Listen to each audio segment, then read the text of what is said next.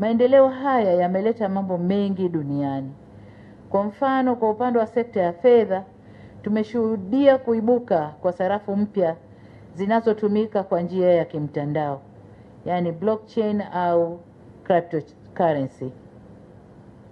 Najua bado nchi nyingi ikiwemo Tanzania hazijakubali au kuanza kuzitumia sarafu hizo. Hata hivyo, wito wangu kwa Benki Kuu ni vyema mkaanza kufanyia kazi maendeleo hayo, kujitayarisha tu, kukaa tayari.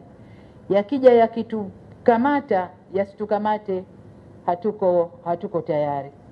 Kwa sababu tunaweza sisi tukaona bado hatuko tayari, wananchi wetu wakatutangulia katika hizo system, wakaanza kuingia huko nchi za nje, na wakiingia huko bila shaka yatakuja huko kwetu.